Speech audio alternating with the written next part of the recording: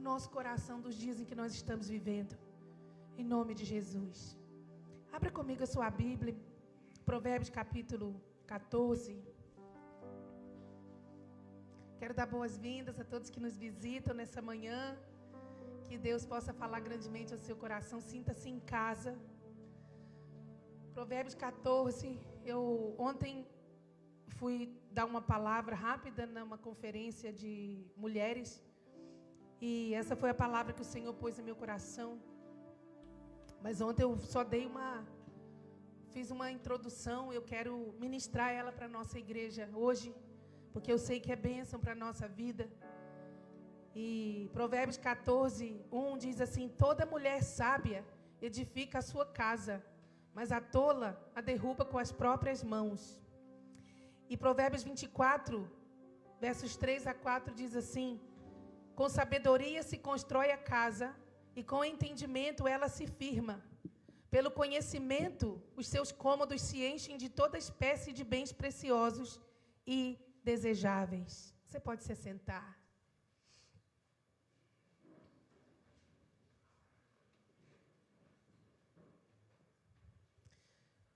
Nós temos falado e orado muito por um avivamento, não é?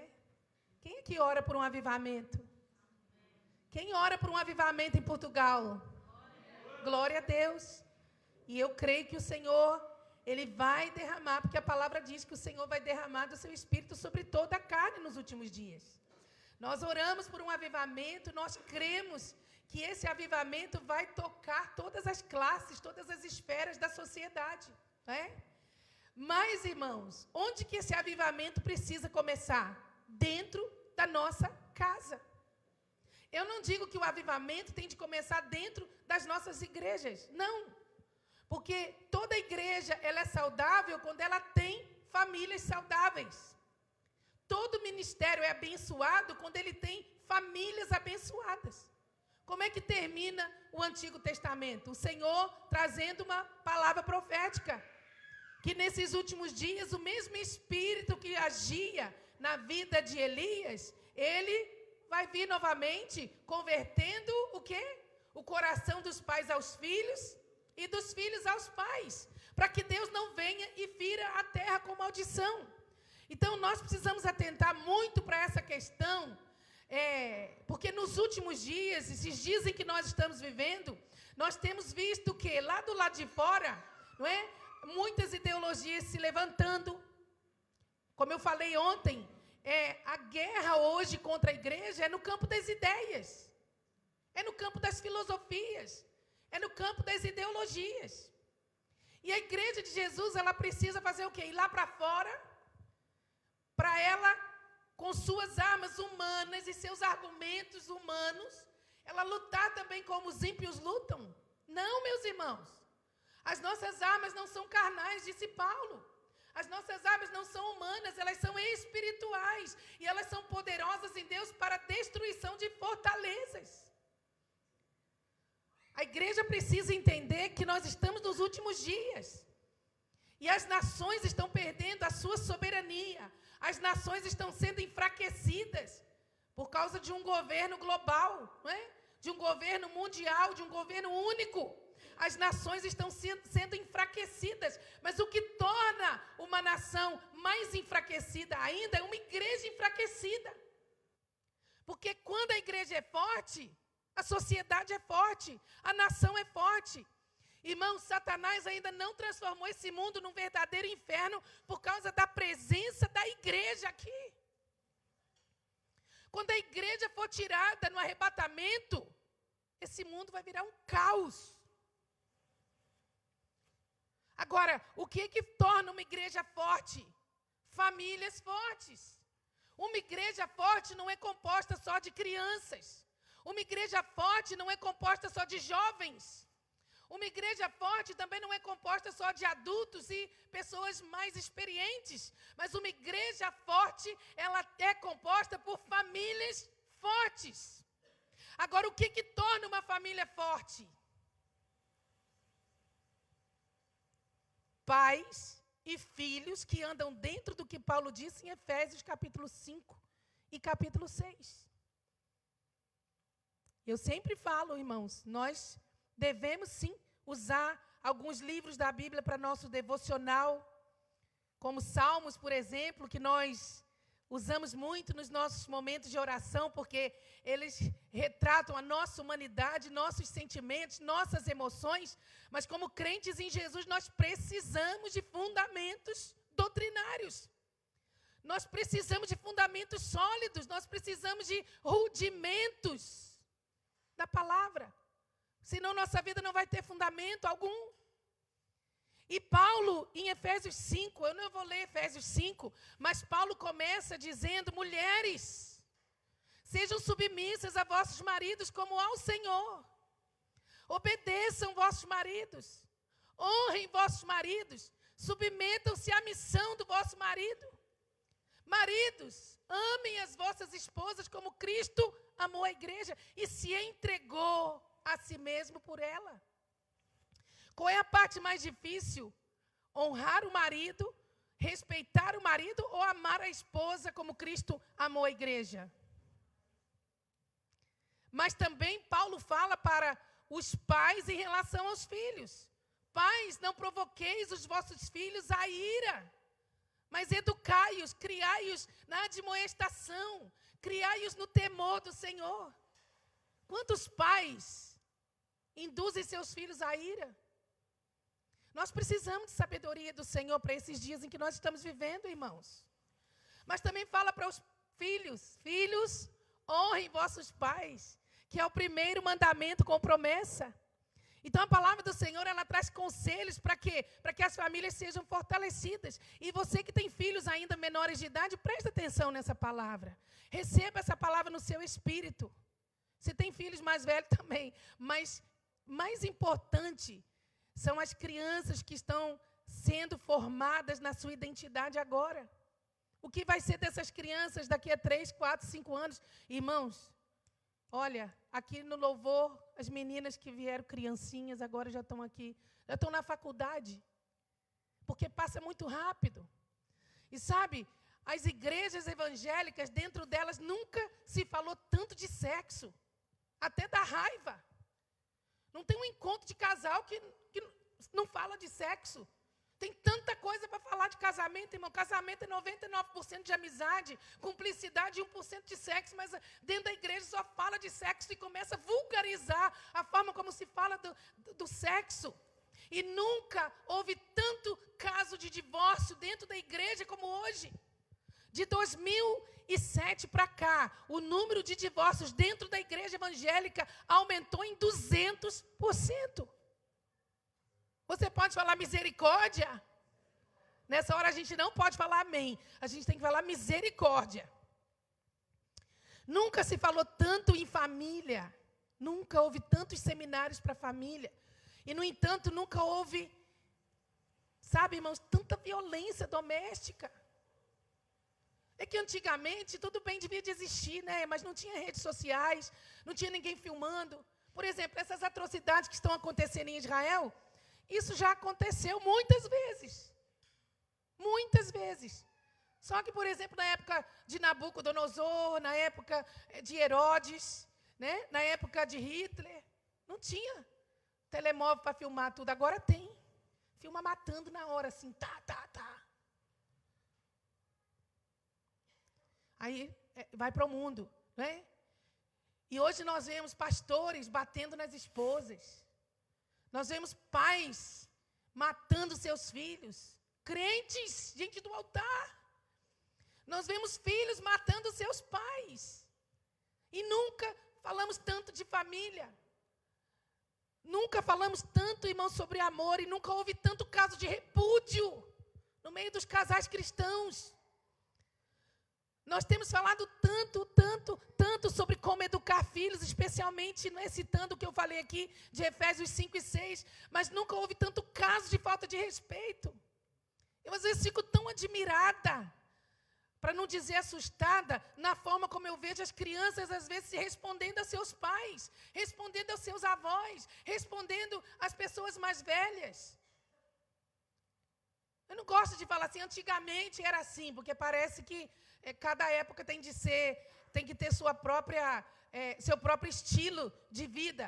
Mas há coisas que nós não podemos mudar os marcos. A Bíblia diz, não mova os marcos que colocaram os teus pais. Mas a gente, quando era mais nova, a gente olhava para o pai, para a mãe, até para o pastor. E um olhar já falava tudo. Havia essa comunicação. Hoje, a criança fala com o pai, com a mãe, de qualquer jeito. Até na igreja, teve um dia, não aqui, foi na nossa outra igreja, por aí. Eu estava pregando e o menino subiu, um menino de 7, 8 anos. Subiu no púlpito e começou a andar. E o pai, vendo, e achou bonito, né?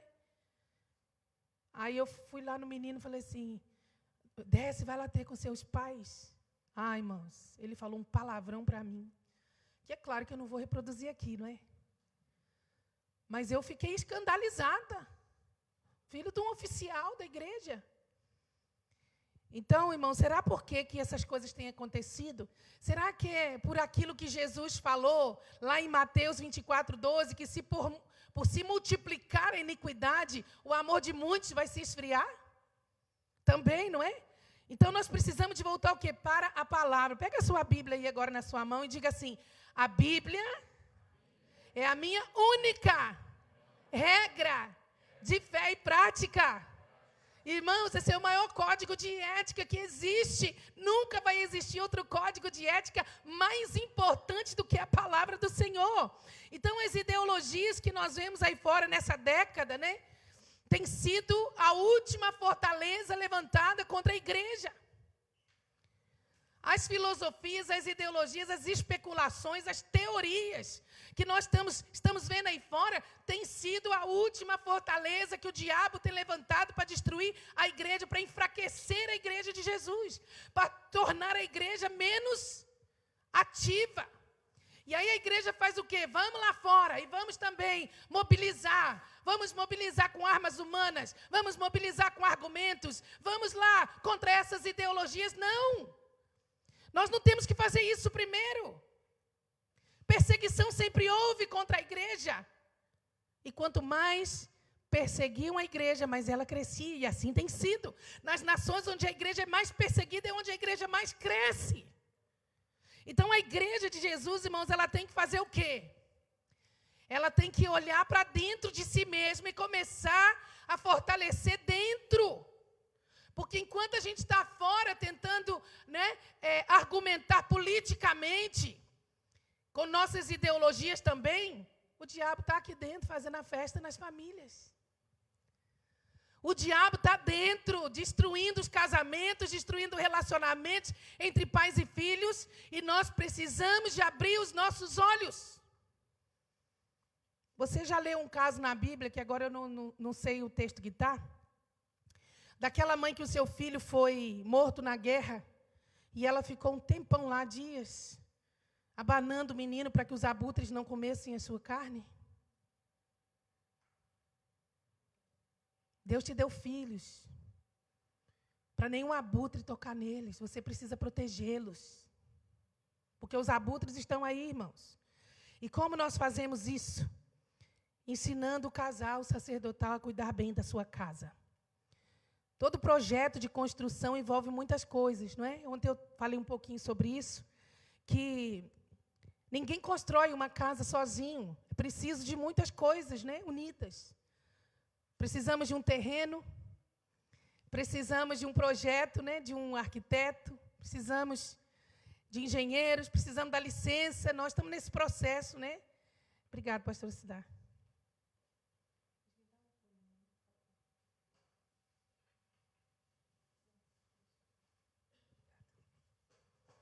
Nós estamos nesse processo aí da licença da nossa casa. Mas também não basta ter o terreno e a licença, o projeto tem de ter mão de obra personalizada, né? Especializada. E vamos pensar na nossa casa em todos os termos possíveis. Porque Salomão está dizendo aqui, toda mulher sábia edifica a sua casa, mas a tola, com as suas próprias mãos, a derruba. É? Então, vamos pensar. esse texto, claro, esse versículo está falando para a mulher. A mulher é uma edificadora. Mas ela precisa entender que ela é uma com o seu marido no sacerdócio do lar. Presta atenção, você que é casado. Não é o marido que manda e a mulher não manda, não é a mulher que manda e o marido não manda. É o casal sacerdotal que vai cuidar da casa que o Senhor colocou nas suas mãos. Então, quando Salomão fala, toda mulher sábia edifica a sua casa, você, homem de Deus, também tem que se incluir. Porque não existe uma esposa que não tenha um marido que tenha a mesma missão de cuidar e de zelar pela salvação dos seus filhos. Então, toda mulher sábia edifica a sua casa. Pronto. Então, não é possível construir uma casa sozinho. Há uma equipa que precisa de se unir para isso. Agora, toda casa começa pelos fundamentos. Não é isso, irmãos? E quem é que põe os fundamentos? Quem é o fundamento? Ou o primeiro construtor que põe o fundamento na sua casa? Quem é? É o Senhor? Porque Davi disse assim, se o Senhor não edificar a casa, em vão trabalham os edificadores. Então diga comigo assim, Deus é o primeiro construtor da minha casa. E os pais e os filhos, irmãos, eles são os elementos da equipe de construtores. E Paulo, ele fala algo muito interessante em 1 Coríntios, capítulo 3, a partir do verso 9, que diz assim, pois nós somos colaboradores de Deus. E vocês são lavoura de Deus e edifício de Deus. Pela graça que me foi dada, lancei o alicerce como um construtor competente. E agora outros estão construindo sobre esse alicerce. Mas quem constrói sobre o alicerce precisa ter muito cuidado, pois ninguém pode lançar outro alicerce além daquele que já foi posto, isto é, Jesus Cristo. Então, qual é o alicerce que precisa de ser colocado na sua família? Jesus. Começa uma família forte e saudável, começa por ter Jesus como fundamento dessa casa. E quando nós olhamos a palavra do Senhor, nós vamos ver o quê? Que toda mulher sábia, ela vai edificando a sua casa, trazendo Jesus para dentro dela. Trazendo Jesus para os seus filhos. Trazendo Jesus para o seu casamento. Trazendo Jesus para o seu tempo, não é? Em que ela precisa fechar a porta do seu quarto e orar ao seu pai em secreto, e o seu pai em secreto vai lhe recompensar. Minha mãe nunca pegou um microfone para pregar, nunca. Mas eu ouvia minha mãe orando todos os dias com a porta do quarto fechada. Ela orava pelos filhos, ela orava pelo meu pai, ela orava pela igreja, ela chorava diante do Senhor pela sua própria vida, ela amava Jesus e ela chorava ali diante de Deus em amor. E eu me lembro dela. Nunca pregou como eu, mas eu via a minha mãe todo dia orando, e isso me traz lembranças. Todo homem de Deus edifica a sua casa amando a sua esposa e sendo um reflexo da pessoa de Jesus aos seus filhos. Irmãos, o que o homem provê para a família? O homem provê para a família segurança, diga comigo, segurança, provisão e caráter. É isso que você, como homem de Deus, deve prover para a sua casa: segurança, provisão e caráter. Meu esposo sempre fala, eu nunca me tornei uma pessoa desonesta porque eu vi o exemplo do meu pai. Ele sempre diz isso. Eu vi o exemplo do meu pai. Então os filhos, eles vão seguir não aquilo que os pais falam, mas aquilo que eles veem o pai fazendo. E o pai dá destino aos filhos. E a mãe, a mulher, ela provê o quê? Ela provê edificação através da ambiência e do ensino. Vê, por exemplo, a mãe de John Wesley, Susana Wesley, teve 19 filhos. Quando cada filho fazia 5 anos, ela ensinava Gênesis 1 e tinha de memorizar. Ela ensinou as crianças a lerem na Bíblia. E ela discipulou cada um dos seus filhos, dos 19 filhos. Eu já fui na casa onde ela criou seus filhos, uma casa pequenina, parece ter 19 filhos, tem uma mansão, uma casa tão pequenina, irmãos. A cozinha da casa da Susana Wesley deve ser 3 vezes menor do que da minha antiga casa. Muito pequenina. Mas como Susana Wesley conseguia alimentar todos os 19 filhos? Turnos. Vinham 4, depois mais 4, depois mais 4. E assim Susana Wesley criou seus filhos. E olha, 2 dos grandes homens de Deus do século 17 e 18 foram os filhos dela, Charles Wesley e John Wesley, fundador do metodismo. A mulher, ela tem uma tarefa muito importante. Então, a mulher de Deus, irmãos, ela pode e deve ter uma carreira profissional. A mulher de Deus pode e deve ter uma carreira ministerial, sim. Mas ela nunca pode colocar a sua família como seu segundo ministério, como seu terceiro ministério, como seu último ministério. A mulher de Deus precisa saber que ela é a primeira discipuladora dos seus filhos. O homem de Deus precisa saber que ele é o primeiro discipulador da sua esposa. Ele é o primeiro discipulador dos seus filhos. Se vai estar fora muito tempo, precisa avaliar a sua vida. Quantas horas por dia você passa fora de casa? Quantas horas por dia você passa em casa com os seus filhos? Porque hoje está tudo sendo terceirizado, irmãos. E nós precisamos de analisar, porque há muitas sutilezas do inimigo para destruir os lares, para destruir as famílias. E às vezes os pais ficam muito tempo fora. Eu escrevi um livro que é Cheguei no Topo e Agora.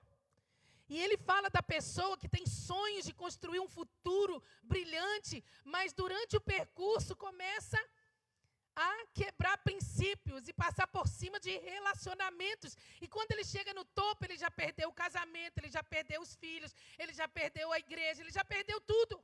Aí ele forma uma redoma, constrói uma redoma, porque ele construiu tudo aquilo, está sozinho, e agora ele tem medo que toda a gente que chega, não é? Está ali por segundas intenções, e ele fica só. Muitas vezes o topo é o lugar mais solitário que existe.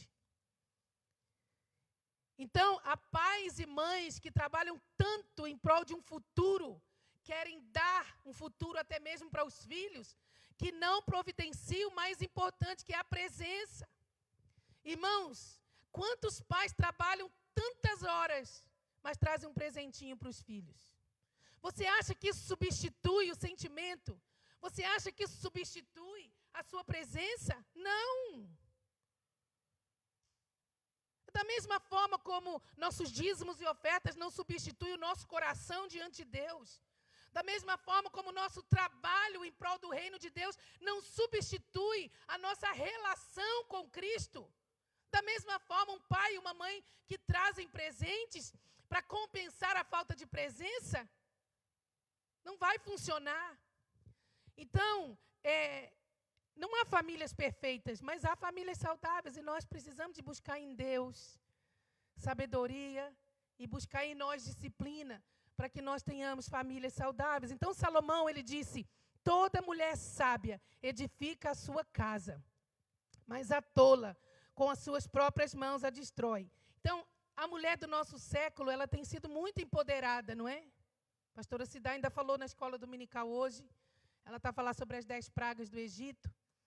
E ela falou sobre o empoderamento.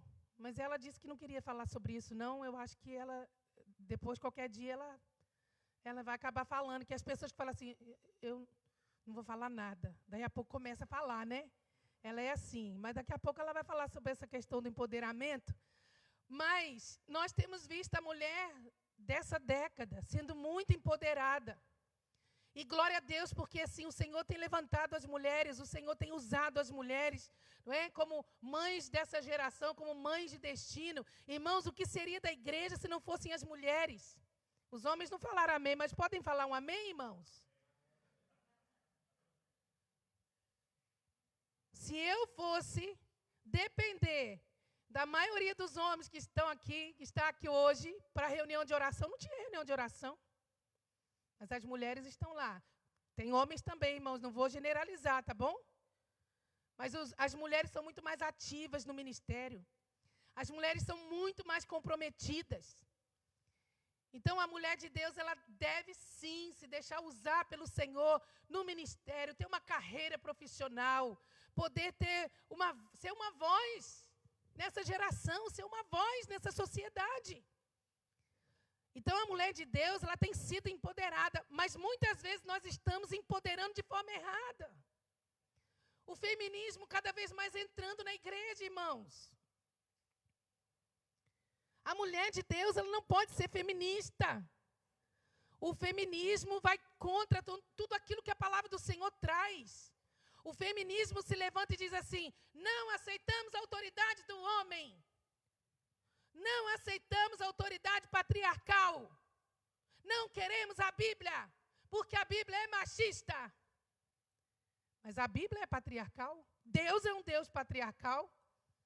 Deus colocou o homem na família como cabeça. A família é patriarcal. E nós não podemos aceitar essas ideologias do mundo moderno. Então, mulher de Deus, você pode sim edificar uma carreira profissional. Você pode sim construir uma imagem. Hoje a mulher, ela tem edificado, né, uma carreira, um ministério, uma independência financeira. A mulher hoje, ela tem buscado mais relevância na sociedade, e muitas até pelo lado errado, não é? Querem fama, querem mostrar uma influência que na verdade nem tem. E ontem eu até citei, não é? Algumas pessoas que até compram seguidores. Eu conheço pessoas que tinham 2.000 seguidores, hoje tem 100.000.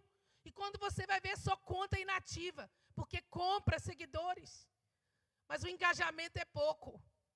Aí denuncia, que é tudo comprado, tudo fake. Então, irmãos, a mulher de Deus do nosso século, da nossa década, não tem que correr atrás dessas coisas, né, de likes, de relevância, de poder só pelo seu bel prazer. Mas a mulher de Deus, ela tem que estar disposta a edificar a sua casa. E muitas vezes, para edificar a nossa casa, irmãs, nós vamos ter que renunciar a muita coisa.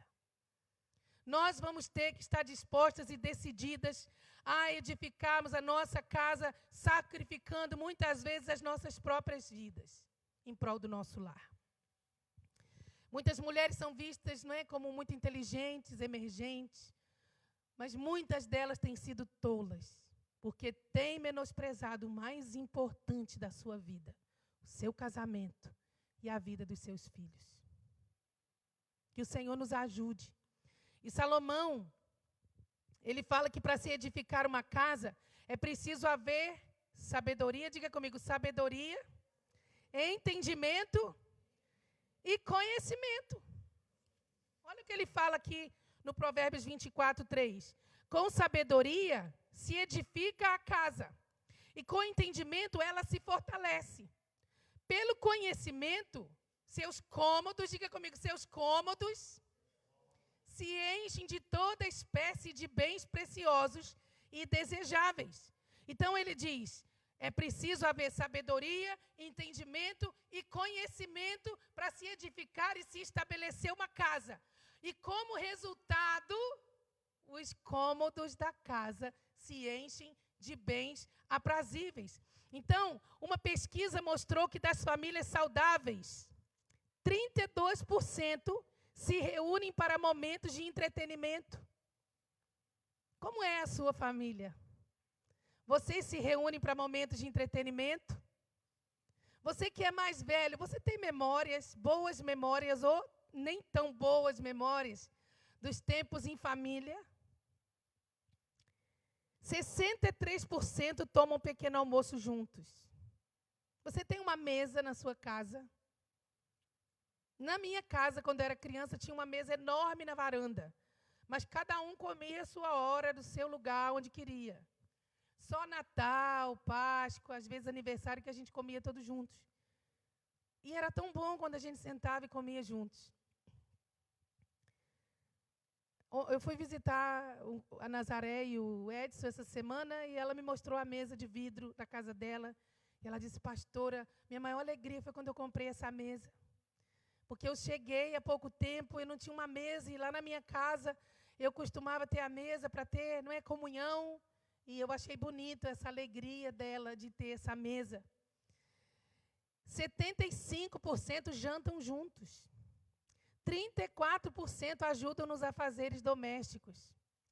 E 68% têm culto doméstico todas as semanas. Isso fala do quê, irmãos? Dos cômodos da casa, que se enchem de bens preciosos e aprazíveis. Agora, como é que os cômodos da casa se enchem de bens? Essa semana eu fiz uma surpresa para a pastora Cidá e eu vim limpar a igreja. Eu não vim, né? Eu limpei, porque eu estou aqui agora. Então, eu falei, eu vim aqui embaixo arrumar umas coisinhas, e me inspirei e disse, vou limpar a igreja. Porque normalmente é a pastora Cidá que limpa. E aí, eu limpando a igreja, o Senhor foi ministrando no meu coração sobre os cômodos da casa. E eu lembrei que no meu livro, Ele Deu Dons aos Homens, eu falo sobre o discipulado comparado a cada cômodo da casa. E o Senhor foi trazendo para o meu coração aquilo que eu escrevi sobre o discipulado, mas agora para as famílias. Quando eu li aqui que Salomão disse que como resultado, né, dessa edificação em sabedoria, em entendimento e conhecimento, os cômodos da casa se enchem de bens preciosos e desejáveis, aí eu comecei a pensar nos cômodos da nossa casa, como família. E nós, mulheres, temos, irmãos, uma responsabilidade tão grande. Eu lembro que agora nessa viagem, né, nós fomos com os casais numa viagem de férias de uma semana e conversando com a doutora Ilma sobre a viagem que ela fez à África do Sul. Entre os Zulus, ela estava dizendo que houve um grande avivamento entre os Zulus e começou com uma mulher. Essa mulher, ela era maltratada pelo seu marido, ela era menosprezada pelo seu marido, mas de repente chegou lá um grupo de missionários. E eles começaram a ensinar o Evangelho. E essa mulher aceitou Jesus.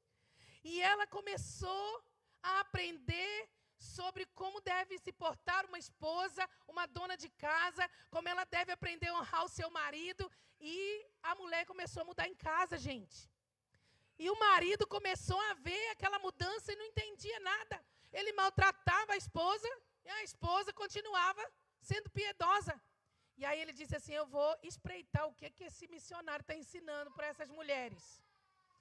Chegou lá, ele ficou do lado de fora ouvindo, e ele viu como é que aquele missionário ensinava, como a mulher deveria honrar o seu esposo, como ela deveria cuidar da sua casa, como ela deveria cuidar dos seus filhos. Aí ele disse, então é por isso que ela mudou. Então eu vou lá nos meus amigos, vou mandar as esposas todas lá para os missionários. E eles mandaram as mulheres, vieram também, e houve um avivamento entre os Zulus. Glória a Deus por isso, porque a palavra de Deus, irmãos, ela é real. O Evangelho funciona. Então, enquanto eu limpava aqui, Deus foi ministrando ao meu coração sobre os cômodos da casa. Por exemplo, como é que um casal de Deus, um casal sacerdotal, ele edifica a sala da sua casa. O que você tem na sua sala? O que nós temos na nossa sala? Normalmente nós temos um sofá, porque a sala para nós é um lugar o quê? De descanso, é um lugar de comunhão, é um lugar de memórias, de entretenimento. Quando você quer mostrar fotos antigas, você normalmente pega lá aquela caixa e traz para a mesa da sala e começa a lembrar-se das coisas que nós vivemos, não é? Que você viveu. Então, a sala, irmãos, é um lugar o quê? Da descontração. É um lugar do descanso, assim está no livro. Nós assistimos TV, nós conversamos e desenvolvemos os nossos relacionamentos. É onde nós recebemos as nossas visitas. A sala fala também do nosso lugar de conforto, dos entretenimentos em família e dos relacionamentos que cultivamos. Sentimos-nos confortáveis em partilhar a nossa vida com aqueles que nos são queridos, especialmente na sala. E a sala de jantar, por exemplo, é o lugar onde nos alimentamos e conversamos à mesa como família e como círculo de amigos. A sala de jantar, ela fala o quê? Do cultivo das nossas relações. A maioria das decisões de Jesus, elas foram feitas onde? À mesa. quando Jesus estava com seus discípulos. Tão bom vermos famílias assim que pelo menos 2, 3 vezes por semana se assentam juntos à mesa para não somente comer, mas para conversar. Falar como foi o dia na escola, falar como foi o dia no trabalho. Sabe, ali há tanto alinhamento entre pais e filhos, irmãos. Há tanto ensinamento. Deus falou para Moisés, Moisés, essas palavras que eu te ordeno, você vai passar para os seus filhos, que passarão para os seus filhos, e assim sucessivamente. E vocês falarão onde? Levantando, assentando, comendo, andando na estrada. Vocês vão falar da palavra para os filhos em todos os lugares, especialmente à mesa. Infelizmente, há tanta gente amargurada que quando se assentam à mesa só falam de amarguras, brigas, insatisfações. Quantos pais estão desviando seus filhos do evangelho assentados à mesa, quando estão falando mal da igreja, quando estão falando mal dos pastores, quando estão falando mal do ministério. Os filhos acabam crescendo achando que a igreja é só uma hipocrisia, é só falsidade, é só mentira. Edifique a sala da sua casa. Até hoje, irmãos, também importantes decisões têm sido resultado da mesa, não é? A mesa tem mais a ver com as relações do que com as refeições. E quando não há comunhão em casa, a nossa vida vira cinza. Tudo sem graça. Quando você vê um homem feliz, uma mulher feliz, você pode saber, o casamento vai bem. Nós olhamos para as crianças e vemos as crianças que são frutos de um lar feliz. Tem crianças que são tão tristes, os olhares tão tristes, que nós vamos chegar à conclusão de que são crianças que vêm de lares disfuncionais.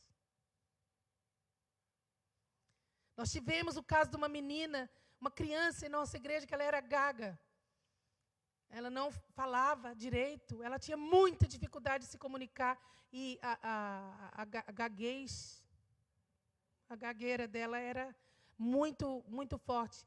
E depois eu e a pastora Cidá começamos a trabalhar com o casal, os pais da menina. E nós fomos entender por que a criança era daquele jeito.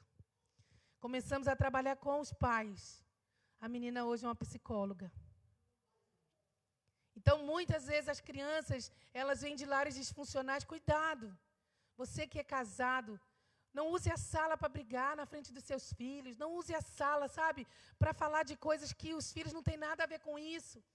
De vez em quando chegam meninos, adolescentes aqui, eu sei que estão com problema em casa, e o que eu digo? Os adultos são complicados, né? Mas olha, com você vai ser diferente. Seu casamento que Jesus vai dar vai ser diferente. Porque às vezes a criança não quer nem casar, não quer nem saber de família, porque vê tanta disfuncionalidade em casa. Outro cômodo que precisa de ser edificado é a cozinha, a despensa. É o lugar onde a provisão é armazenada, o amor é manifestado através do preparo das refeições para a família e para os amigos. Irmãos, quem é que se lembra da cozinha da sua casa? Do cheiro, do sabor? Eu ainda me lembro, sim, quando eu estou doente, assim fico constipada, sabe? O que eu quero comer mesmo é a canja da minha mãe. Mas a minha mãe já faleceu. E ninguém faz uma canja como ela, nem eu. Às vezes eu vou para a cozinha e tento fazer uma canja como ela, mas não adianta. Eu sinto o cheiro, às vezes, do feijão que a minha mãe temperava. Minha mãe tinha fogão a lenha em casa e às vezes ela cozinhava arroz no fogão a lenha. Não existe arroz mais gostoso do que o que é feito no fogão a lenha. E às vezes até vem assim aquela memória e parece que eu estou sentindo o cheiro de novo daquele arroz feito no fogão a lenha, não é? Então, edifique o seu lar, preparando um ambiente de graça, de comunhão, enquanto você prepara as refeições da sua família. Irmãos, Jesus disse que o homem bom tira do bom tesouro do seu coração coisas boas. O homem mau, do mau tesouro do seu coração, tira coisas más. O que você, como casal, deve fazer? Levar seus filhos a construírem boas memórias, porque no futuro, ele não é a sua filha, o seu filho, eles serão pessoas boas que vão tirar Do bom tesouro do coração, boas memórias. É claro, nós também temos mais memórias, né? São as experiências da vida. Eu lembro de muitas experiências tristes, mas quando eu e meus irmãos estamos a falar, nós até rimos hoje daquelas coisas que eram tristes na época, né? E assim nós vamos vivenciando músicas que nós cantávamos juntos. E nós vamos extraindo essas memórias, né? E é verdade que a família pode ser um pedacinho do céu. Mas é verdade também que ela pode ser um pedacinho do inferno. Vai depender de nós, como pais e filhos. Aquilo que nós fazemos do nosso lar, da nossa casa. Porque nem toda casa é um lar. Mas todo lar é uma família. E todo lar é uma família saudável. Não perfeita, mas saudável. E é isso que fortalece a igreja de Cristo. Famílias saudáveis. Quartos. Os quartos são o lugar da intimidade, do descanso, dos estudos e do altar secreto. Irmãos, no quarto é quem é quem. No quarto nós somos quem nós somos. Como é que você edifica o quarto dos seus filhos? Você ora pelos seus filhos todos os dias. Você ensina a Bíblia para os seus filhos todos os dias. Você vai lá no quarto dos seus filhos, vê o que os seus filhos estão vendo na internet. Vê o que os seus filhos estão assistindo na TV. Eu não sou apologista de ter televisão no quarto, nem do casal. Acho que televisão, se tiver que ter em casa, tem que ser na sala. Porque às vezes televisão no quarto tira a comunhão da família inteira. E às vezes a criança, às vezes não. Se os adultos não têm disciplina e temor para desligar certas coisas que estão a passar na televisão, muito menos as crianças. Então, criança não deve levar telemóvel para o quarto. Não, o telemóvel tem que ficar guardado com os pais. Depois que os filhos já têm uma certa idade. E que os filhos têm já uma certa maturidade para fazer boas escolhas, aí sim os pais liberam telemóveis. Mas telemóvel não deve ir para o quarto dos filhos, não. Televisão no quarto dos filhos, não. Vai lá ver com quem os seus filhos estão a falar. Vai lá ver com quem os seus filhos estão a jogar. Porque hoje seu filho está dentro do quarto em corpo, mas ele está conectado com o mundo inteiro, com esse mundo tenebroso. Edifique o quarto dos seus filhos. E como edificamos o quarto do casal, irmãos? Não há sucesso quando há fracasso na vida conjugal. Quantas mulheres de Deus estão trabalhando mais fora do que no seu casamento? Quantos homens de Deus estão trabalhando mais fora do que no seu casamento? Ah, mas nós temos de sustentar nossa família. Nós temos de trazer dinheiro para casa. Mas olha, Deus nunca vai nos falar, nos dar princípios na sua palavra que nós não sejamos capazes de obedecer. É que nós estamos colocando as prioridades nos lugares errados. Aí muita gente está negociando esses princípios e comendo pão de dores. Porque trabalha, mas muitas vezes o salário parece que está num saco furado. Porque a alma que cobiça nunca é suficiente para ela. E quanto mais se tem, mais se quer. E Paulo fala lá em Timóteo, 1 Timóteo 6,6, no entanto, a devoção acompanhada de contentamento é em si mesma grande riqueza. Afinal, não trouxemos nada conosco quando viemos ao mundo, e nada levaremos quando o deixarmos. Portanto, se temos alimento e roupa, estejamos contentes.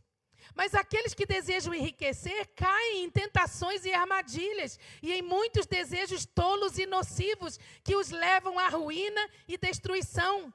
Pois o amor ao dinheiro é a raiz de todo mal, e alguns, por tanto desejarem dinheiro, desviaram-se da fé e afligiram a si mesmos com muitos sofrimentos. Edifique a sua casa a partir do seu casamento.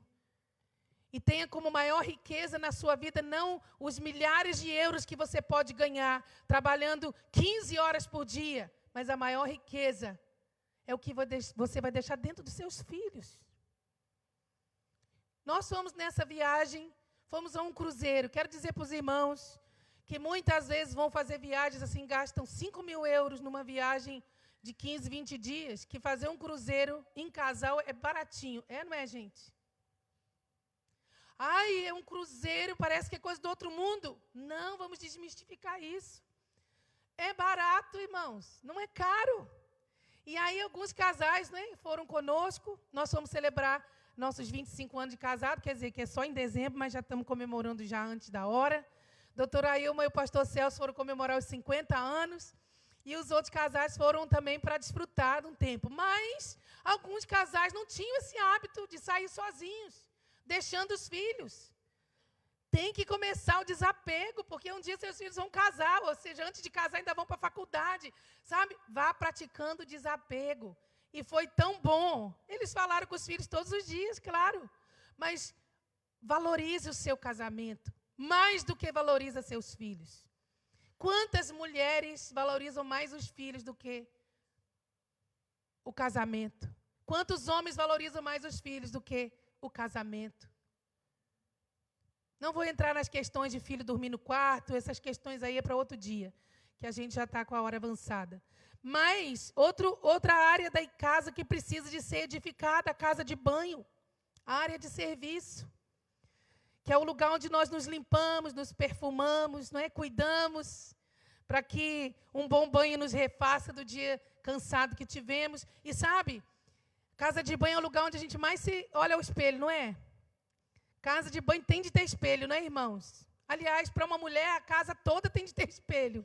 Sala, quarto, cozinha, se possível, área de serviço, até no jardim é bom ter um espelho. Mas a casa de banho fala-nos o quê? Da limpeza pela palavra de Deus. Quando eu falei que nós devemos trazer Jesus para a nossa casa, enche a sua casa daquilo que é de Deus, daquilo que é do céu. Enche a sua casa com a palavra que vai nos limpando a cada dia. Traga mensagens para a sua casa. Coloca quadros lindíssimos na sua casa que tem a ver com mensagens cristãs. Tem tanta coisa que nós podemos fazer para trazer Jesus para a nossa casa. Tantas coisas. Quando as pessoas chegavam lá em casa e diziam assim, mesmo que eu não soubesse que era segundo frente, eu saberia que era aqui. Porque lá na porta está escrito, crê no Senhor Jesus e serás salvo, tu e tua casa. Porque os outros não são crentes, não tem nada disso, né? Lá em casa tem. Então, é importante que a gente comece trazendo mensagens para a nossa casa. E eu poderia falar sobre tantos outros lugares de uma casa, como o jardim, como a varanda, como o sótão, como a garagem, mas eu quero falar de uma outra parte muito importante. O fundamento é mais importante, mas uma outra também muito importante, que é o telhado. O telhado é a cobertura da casa. Protege a construção de tantas coisas que podem ferir, fazer adoecer, como a chuva, as pedras que são lançadas sobre a casa, os pássaros, as sujidades do ar e etc. Não é? O telhado em nossa vida fala de santidade, de uma vida íntegra e um caráter irrepreensível. E fala, irmãos, da proteção de Deus. Porque aquele que habita no esconderijo do Altíssimo, a sombra do Onipotente descansará, está coberto. Mas também o telhado fala de congregar, de ter uma cobertura pastoral. Todo homem, toda mulher precisa educar os seus filhos na cultura da igreja, na cultura do reino. Porque a criança vai para a escola e lá ela está recebendo yoga, lá ela está recebendo influências da nova era, lá ela está recebendo influências do materialismo, do humanismo, do ateísmo, do agnosticismo, de todas as ideologias que eu não preciso falar aqui, mas que você sabe que têm sido levantadas contra as crianças, contra as famílias. Porque nós empoderamos mulheres, esquecemos dos homens e as crianças vão ficando com sua identidade balanceada. Crianças mudando de sexo. O que está acontecendo? Vamos olhar para dentro. Eu não estou falando em evangelizar, irmãos, isso é outra mensagem. Todo crente tem que fazer Jesus conhecido lá fora. Eu estou falando de outra coisa. Fortaleça a sua casa, minha irmã, seja uma mulher sábia. Edifique o seu casamento, edifique a sua casa. Não seja como a tola que derruba a sua casa com suas próprias mãos. Dê valor a uma cobertura séria. Dê valor a criar seus filhos na escola bíblica dominical. Dê valor em educar seus filhos na cultura dos pequenos grupos. Ensine seu filho a ser dizimista. Ensine o seu filho a ser generoso. Ensine o seu filho. Sabe que as crianças da igreja não gostam de dar oferta de moedinha preta. Não gostam. Quando o pai e a mãe dão moedinha preta para pôr naquele envelopinho das crianças, aqui nós temos um envelopinho azul de plástico que é para as crianças. Aquilo é só para o ministério infantil. E até pouco tempo atrás, o ministério infantil é o que tinha mais dinheiro da igreja. Aí faz Natal, faz Páscoa, faz Dia da Criança, faz EBF e tal. De uns tempos para cá, não tem sido bom, não. Eu acho que os pais estão esquecendo de ensinar as crianças a generosidade nas ofertas. Mas as crianças, normalmente, os pais dão moedinha preta. Não, eu quero moeda grande. Castanhas. Preta não, castanhas. Volte a fazer isso com seus filhos. Volte a ensinar seus filhos a terem um mialeirozinho para a obra missionária. Vamos trazer a cultura do reino de Deus para dentro da nossa casa. Amém, irmãos? Vamos ficar de pé. Vamos orar. Vamos pedir ao Senhor para nos ajudar. Você que é marido, você que é esposa, que essa palavra ela possa servir de alerta para o nosso coração. Você que está em casa, nós queremos abençoar a sua vida. No próximo domingo nós estaremos aqui novamente. Que Deus abençoe grandemente a sua vida em nome de Jesus. E nós vamos terminar nossa transmissão agora.